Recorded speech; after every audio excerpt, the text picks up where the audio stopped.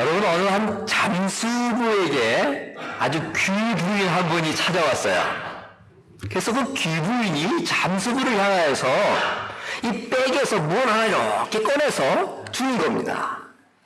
그 꺼낸 내용을 쭉 살펴보니까 아주 귀한 진주가 빽빽이 박혀있는 목걸이 하나를 건네주는 거예요. 그러면서 이 잠수부에게 부탁을 합니다. 이 목걸이가 보시다시피 아주 영롱하고 아름다운 빛을 발하는 목걸이였는데 그만 오랜 세월 이리저리 살다 보니까 이 빛을 잃어버려서 전문가에게 물어보니까 이 진주 목걸이는 바다 깊은 곳에 일정한 기간 묻어뒀다가 다시 꺼내게 되면 그 빛을 회복할 겁니다. 그런 얘기를 해줬다는 거예요. 그래서 잠수부 앞에 찾아와서 부탁이니 이 목걸이를 일정한 기간 바닷속에 쭉 또 잘 보관해 주셨다가 일정한 기간이 지난 다음에 그것을 꺼내서 나에게 좀 주십시오. 부탁을 해서 목걸이 가지고 찾아온 거예요. 그 부인의 말 듣고 일정한 또 이렇게 수익도 있고 하니 그대로 이제 깊은 시내에다가 이 파도에 휩쓸지 않게 안전한 박스에다가 잘 이제 목걸이를 넣어서 보관을 했어요. 그리고 약속한 기간이 돼서 잠수부가 다시 그 상자를 다 꺼내서 그 귀부인에게 갖다 주는 거야. 그런데 여러분, 그 귀부인이 그 상자를 열었는데 그 진주 목걸이가 과연 어떻게 됐겠어요? 전문가의 말대로 그 빛이 다시 반짝반짝 회복이 있다는 거 아니겠어요? 여러분, 하나님께서는 우리를 향해서 보배롭고 귀하고 진주 같은 그런 아름다운 백성이라 이렇게 말씀을 하시죠. 그러나 이 땅은 불순종의 깊은 죄와 탐욕의 그 어두움으로 말미암아 광채를 잃어버리고 어두운 삶을 이렇게 살아갈 때가 있다는 거예요. 진주가 깊은 바닷속에 들어가서 다시 그 빛을 회복할 수 있었듯이 우리를 또한 이 어둠의 삶 속에서 때로는 하나님의 깊은 은혜의 바닷속에 들어감으로 인하여서 하나님의 빛의 자녀로서의 그 빛을 다시 회복할 수가 있고 또한 그렇게 살아나가야 된다는 거예요. 여러분, 우리가 읽은 이 말씀을 보면 하나님을 불신하고 불순종하여 이스라엘 백성들은 가나안 족속과 혼합을 했어요. 그리고 동화된 결과 저들과 화평 언약을 맺으면서 우상을 섬기기까지 이르게 됩니다. 그래서 오늘 본문에서 하나님은 사자를 보내셨어요.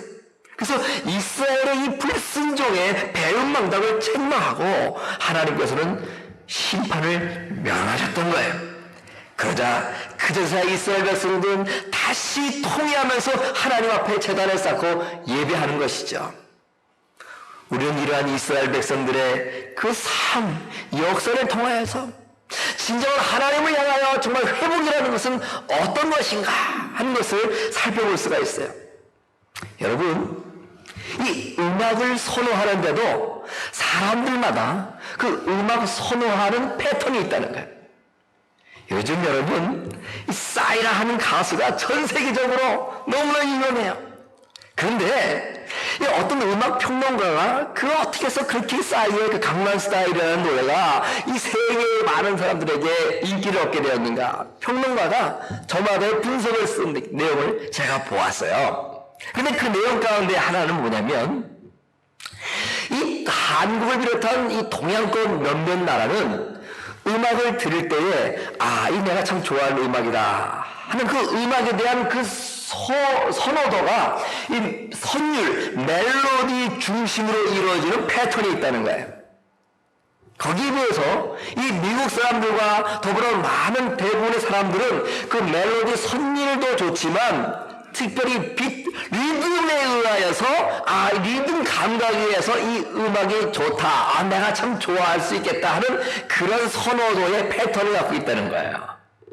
그래서 그 평론가가 얘기하는데 아마도 이 세상이 하도 힘들고 답답하고 뭔가 팍 풀려나가야 되는데 그렇지 못한 일상을 살다 보니까 사람들의 마음이 우울하고 답답했는데 이 강남스타일의 그 음악 그 리듬을 듣다 보면 정말 이 말씀을 타고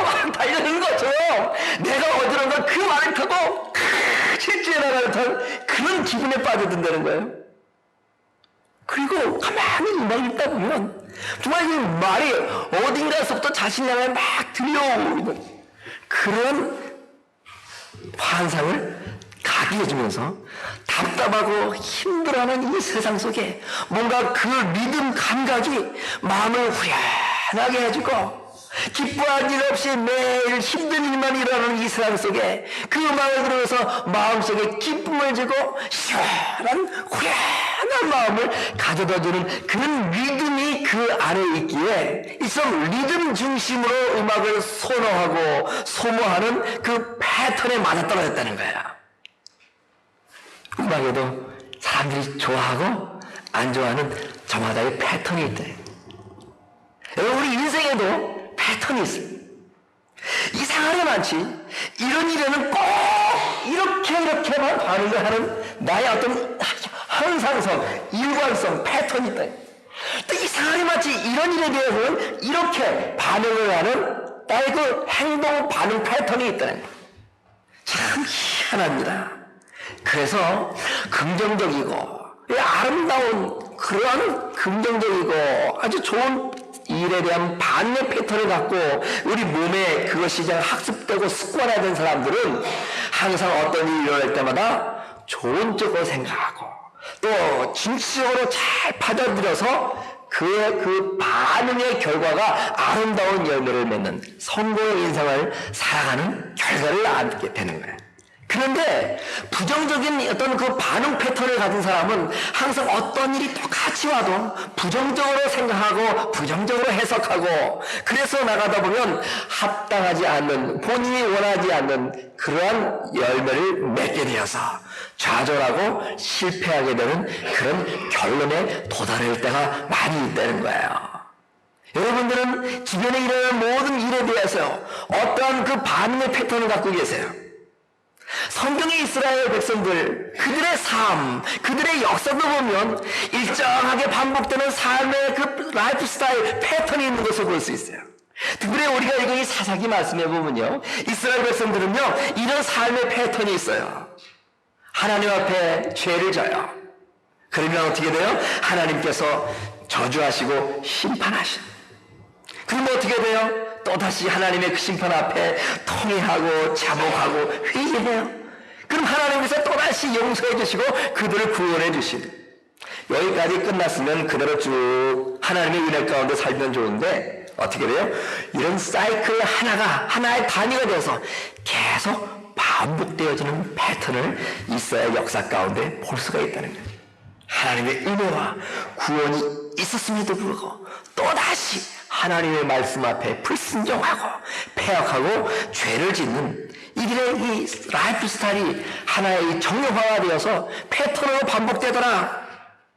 그래서 오늘 이 절에도 보면요, 이스라엘 백성들은 쫓아내야 할 가나안 백성들과 오히려 언약을 세웠다 이렇게 말씀하고 있어요. 국가 간의 우호적을 맺으며 교류를 했던 것이죠. 단을 세웠다. 그랬죠. 우상을 숭배하는 제단을 헐어야 되는데 오히려 그대로 내버려 두는 거예요. 하나님의 목소리 청종하지 않았다고 말하고 있어요. 하나님 말씀 듣지 않아서 성읍을 정령하지도 않고 그 가나안 토착 세력들을 물리치지도 않았어요. 우상 숭배를 물리치지도 않았으며 제단을 헐지도 않고 나아가서는 그 우상 앞에서 그 우상 섬기는 제단 앞에서 절을 하고 하나님이 아닌 우상을 숭배하는 그러한 죄악된 삶을 살아가고 있는 것을 하나님 말씀하시는 거예요. 그러자 하나님께서는 3절의 말씀과 같이 가나안 백성들을 그대로 두어서 이스라엘 백성들의 가시가 되게 하겠다. 가나안 백성들의 신이 너희들의 그 삶 속에 올무가 되게 하겠다. 하나님께서 심판의 경고의 메시지를 주셨어요. 하나님의 말씀을 불순종하고 범죄하는 이스라엘 백성들을 향하여서 징계하시고 심판하시는 것이죠. 그래서 이들은 가나안 백성들에게 이루 헤아릴 수 없는 고통과 어려움을 당하며 살게 되는 겁니다. 여러분, 그럼 과연 무엇 때문에 이스라엘 백성들의 삶처럼 이처럼 끊임없이 범죄하고 하나님 심판받고 또 회개하고 하나님 구원받고 또 불순종하는 이 범죄하는 끊임없는 이러한 패턴이 형성되었을까요? 그 이유는 바로 이 패턴의 한 단계 가운데 분명히 어느 단계에 있어서 완전히 고리를 끊지 못하고 적당히 어슬렁어슬렁 다음 단계로 넘어갔기 때문에 계속 완전하게 끊어버리지 못한 그 어떠한 패턴 가운데 한 부분이 살아있어서 계속 반복하는 불씨와 같은 역할을 했기 때문인 것입니다. 이런 하나님의 심판과 징계 앞에서 이스라엘 백성들은 어떻게 했을까요? 오늘 4절과 5절의 말씀을 보니 이들은 첫 번째 이런 하나님의 심판의 말씀을 듣고 소리 높여 울었어요. 눈물로 회개했다는 것이죠. 그러나 이러한 울음은 진정한 회개의 울음이 아니었어요. 그리고 이들은 하나님 앞에서 제사를 드립니다. 이 제사 역시 하나님이 그렇게 원하시는 이들의 신령과 진정의 마음이 담겨 있지 않은 그런 형식적이고 가식적인 제사였어요. 자신의 불순 때문에 분노하신 하나님의 마음을 조금이라도 삭혀보려고 이렇게 제사하면 하나님의 마음이 좀 성난 마음이 좀 식어질까 그런 마음으로 형식적이고 외식적인 그런 제사를 드렸던 거예요. 정말 이들이 회개를 했다면 울음도 소중하고 예배도 중요하겠지만 하나님께서 원래부터 허락하신 그 말씀, 가나안 백성들을 쫓아내며 모든 우상의 제단을 헐고 하나님의 여호와의 말씀을 붙잡고 여호와를 경외하라는 그 말씀을 다시 붙잡고 그 말씀대로 실천했어야 되죠. 그러나 이들은 여전히 하나님 말씀은 온데간도 없이 가나안 백성들을 쫓아내지 않고 그들과 함께 더불어 살고 우상 제단을 헐지 않고 오히려 우상을 섬기면서 살아가는 그들의 하나님 말씀 앞에 불순종하는 모습을 여전히 갖고 있으면서 아무리 눈물을 흘린들 그 눈물이 무슨 소용이 있고 아무리 제사를 쌓고 제단을 높이 쌓은들 그 위에 무슨 수양의 기름을 번들하게 올려놓은들 하나님 말씀을 불순종하는 그들의 눈물과 제사가 무슨 의미가 있겠냐 이 말이에요. 진정한 회개가 아니었던 것이죠. 지난주에 우리 장로님과 권사님 집사님과 노예를 참석했다 갔다 왔어요. 그런데 우리 노예 제가 여러 번 참석하는데 정말 예전에 보지 못한 그런 냉랭한 기류가 흐르는 가운데 회의가 진행되었어요. 그것은 다름 아니라 우리 한 노예 가운데 형제교회인 한 어느 교회에 분열 때문이었어요. 그런데 그 분열을 보면서 왜 이렇게 그 교회가 지속해서 그런 분열의 그 아픔을 겪어야 될까? 기도하면서 많은 생각에 잠기게 되었어요. 그런데 문제는 이것이었어요. 하나님의 말씀을 더욱더 순종하고 하나님의 말씀을 따랐다면 그런 일이 없을 텐데 그러면 그런 어려운 다툼 속에서 하나님 그 따라야 될 그 말씀이 어떤 거였어요?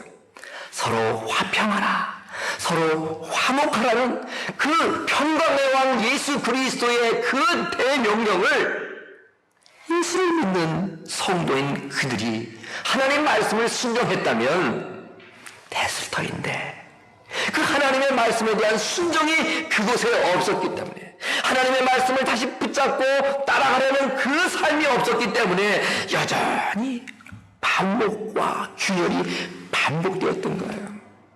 여러분, 어떠한 그런 사람과 사람과의 관계가 깨어지고 균열이 간다는 것은 어떻게 보면 특정한 어느 한두 사람의 문제만은 아닌 거예요.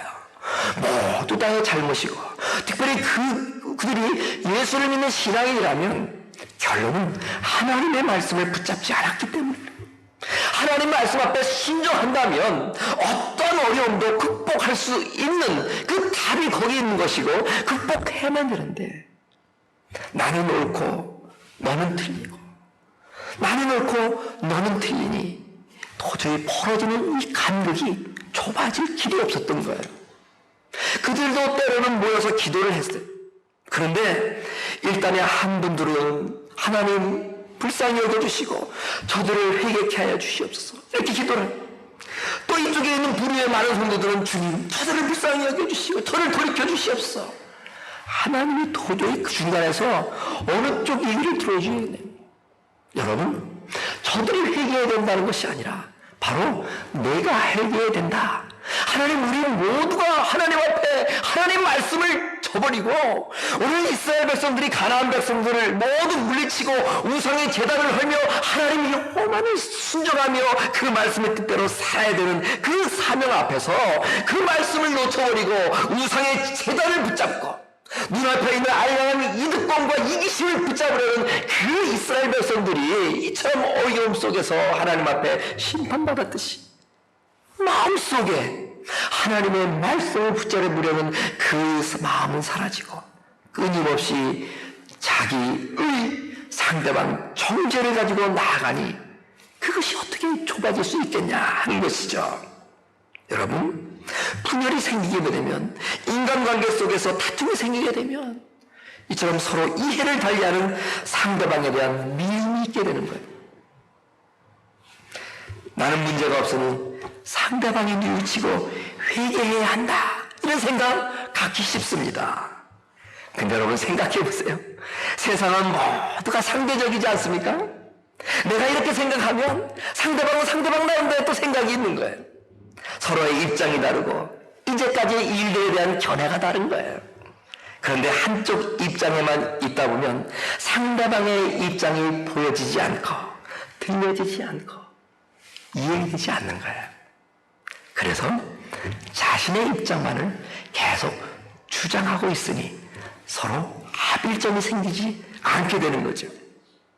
유명한 상담가인 그 제임스 답슨이라는 그 목사님이 계세요. 그 목사님께서 대부분의 부부관계, 대부분의 인간관계는 원인이 딱 한 가지를, 그건 뭐냐? 나는 옳고 너는 틀렸다. 이거 옛날에 제가 우리 집사람하고 다툴 때 많이 써먹던 거예요. 나는 옳아요, 항상. 당신은 틀렸다는 거예요. 근데 어느 날 제가 조금 인생의 처리를 하다 보니까 나도 틀렸고 당신도 틀렸다, 이런 정도가 좀 되더라고요.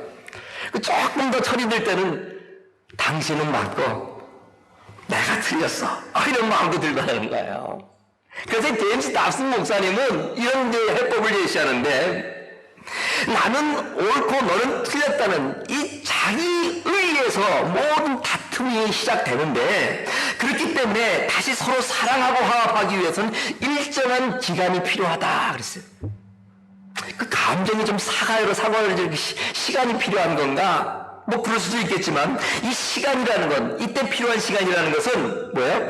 자기 의에 똘똘 뭉쳐있던 그 태도가 다소 수그러지고 나도 옳지 않다 생각하면서 자기의 생각과 자기의 주장을 내어놓을 수 있을 때까지의 그 시간이 필요하다는 거예요. 이렇게 자기 의의를 내려놓고 나도 죄인이다 라는 생각과 함께 서로에 대한 사죄와 용서가 있을 때에 비로소 멀어졌던 마음과 마음이 다가서고 하나가 될 수 있다라는 것. 그렇기 때문에 회복이라는 것은 한두 사람이 회개해서 될 문제가 아닌 것이죠. 교회라면 목회자를 비롯해서 우리 모두가 하나님 앞에서 회개해야 될 일인 것이죠. 오늘 본문 속의 이스라엘 백성들과 같이 하나님의 징계가 무서워서 우는 정도의 회개, 이거 갖고는 되지 않습니다.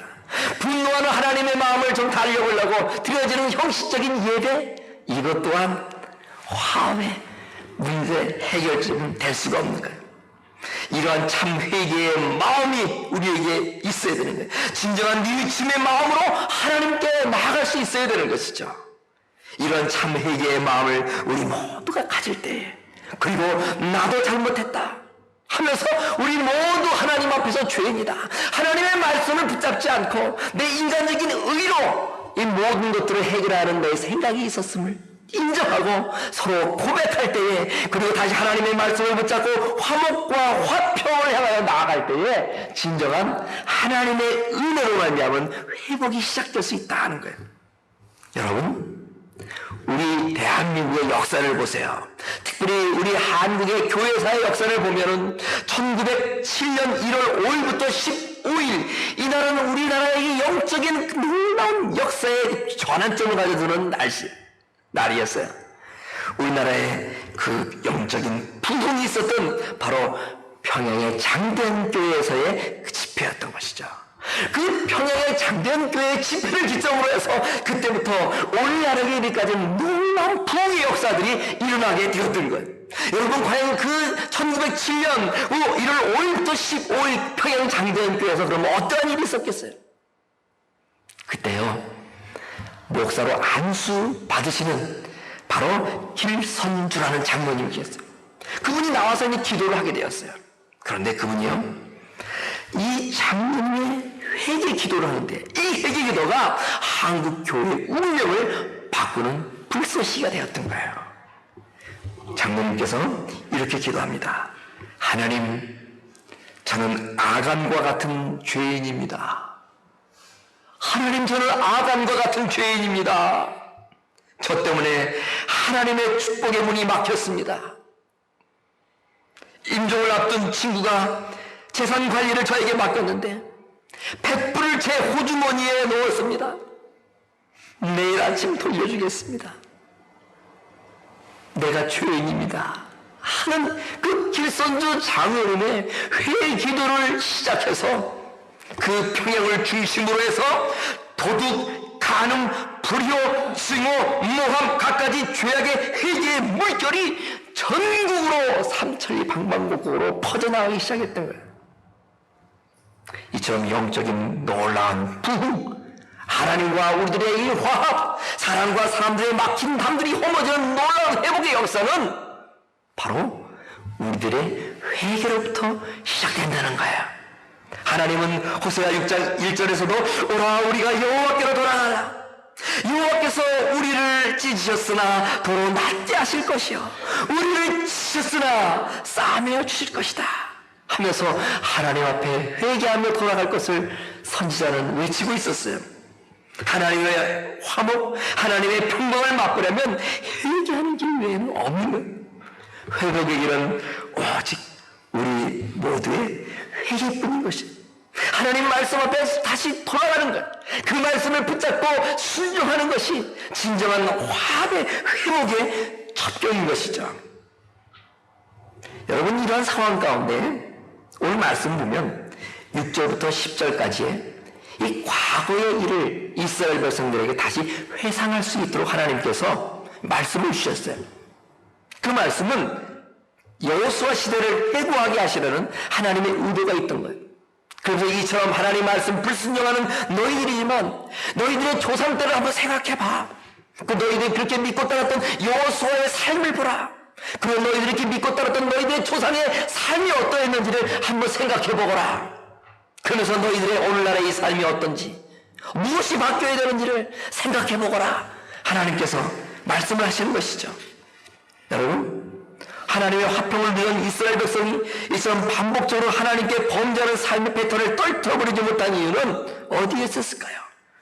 그 이유는 바로 오늘 6절에서 10절 속에 나와 있는 여호수아와 같은 지도력의 부재가 이들 속에 있었기 때문에 하나님만을 따르려는, 하나님의 말씀을 붙잡고 나가려는 그런 지도자들이 없었기 때문에 오늘 이스라엘 백성들은 이처럼 하나님 앞에서 범죄하고 타락했던 것이죠. 여러분, 10절의 말씀을 보세요. 역사의 산 증인들이 죽음으로 사라졌기 때문에 또한 너희들은 이처럼 하나님의 곁을 떠나고 패역한 길을 걸어가고 있다는 거예요. 역사의 산 증인들, 이들은 뭘 말하나? 살아계신 하나님이 그들 가운데 역사하시고 하나님께서 허락하신 그 말씀을 붙잡고 힘들고 어려워도 그 말씀 앞에서 순종했을 때 놀라운 하나님의 축복을 그들의 삶을 통해서 실질적으로 경험했던 많은 믿음의 산 증인들, 이들이 있을 때는 모든 팔로워들이, 모든 가족들이, 모든 백성들이 이들의 이끄심으로 말미암아, 이들의 리더십으로 말미암아 함께 하나님을 경외했다는 거예요. 그런데 이제는 여호수아도 사라졌어요. 믿음의 산증인도 다 돌아가고 계시고 없어요. 그들을 이끌어갈, 그들을 섬길 말씀의 종, 말씀의 지도자가 사라져 버리고 없던 거예요. 여러분, 그렇기 때문에 오늘날 우리들이 다시 회복해야 될 가장 중요한 가운데 한 가지 있어요. 그는 바로 내가 오늘 말씀의 정으로 말씀의 지도자의 자리에 다시 서는 것입니다. 하나님의 말씀을 붙잡고 어떤 순간에도 인간적인 생각을 떨쳐버리고 자기 의를 내려버리고 하나님의 말씀을 붙잡고 순종의 길을 가고자 하는 오늘 나의 삶으로 말미암아 가정과 교회 공동체는 그 선한 영향력으로 말미암아 그렇게 만들어지는 것입니다. 여러분, 한마디로 믿음의 지도자, 믿음의 사람들이 없었기 때문에 오늘 이 사사시대에 이스라엘 백성들이 하나님 말씀보다는 하나님을 향하기보다는 우상을 향하여 하나님 불순종하며 살게 되었다는 거예요. 한 가정과 교회, 사회가 변화하려면 어떤 지도력이 그곳에 있는가? 이 문제가 관건인 것이죠. 믿음의 아버지, 믿음의 어머니가 있는 가정은 영적으로 건강하고 하나님의 평화가 늘 그 가정 가운데 머물게 되어 있습니다. 사회도 마찬가지고 국가도 마찬가지죠. 교회도 마찬가지입니다. 오늘 우리 교회 안에 어떤 지도력이 지금 있는가? 이거는 앞으로 내일 우리 교회가 어떤 교회가 될 것인가를 결정짓는 거예요. 하나님이 기뻐하신 견강교회로 향하고 있는가, 그렇지 못하는가를 결정짓는데 대단히 중요한 것이 바로 오늘 우리 가운데에 이처럼 여호수아와 같이 하나님의 말씀을 붙잡고 많은 믿음의 조상과 같이 하나님의 말씀을 순종할 수 있었던 그러한 지도자들, 믿음의 산 증인들이 오늘 우리에게 있는가? 이것이 우리의 내일의 가정을 보장하고 우리의 내일의 지역사회, 이 민족, 우리 조국, 우리 교회를 결정짓게 되는 것입니다. 여러분, 바로 여러분들이 저와 함께, 목사인 저와 함께 이 믿음의 지도자, 믿음의 자리에 설 수 있어야 돼요. 여러분 한 분 한 분들은요 다 지도자들이 있어요. 다 리더십들이더라고요. 그렇기 때문에 여러분 한 분 한 분들은 다시 옷깃을 열고 진리의 말씀을 붙잡고 하나님 앞에 이 말씀 앞에 순종하며 살아가기를 각오하고 말씀 앞에 따라가는 믿음의 삶의 지도자의 자리에 우뚝 설 수 있어야 됩니다. 그래야 여러분들이 계신 가정이 더욱더 하나님의 손에 붙잡히게 되는 것이고 영적으로 강건한 믿음의 가정이 될 수 있는 거예요.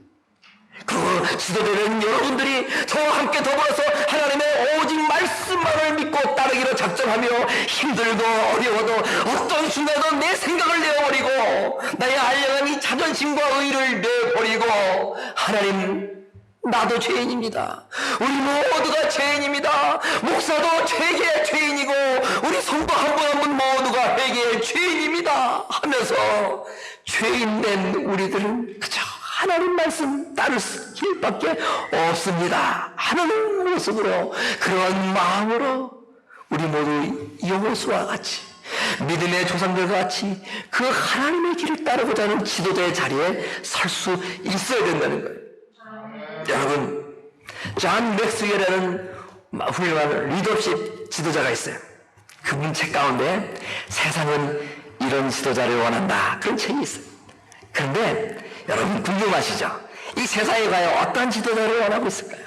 18가지를 소개하고 있더라고요. 들어보세요.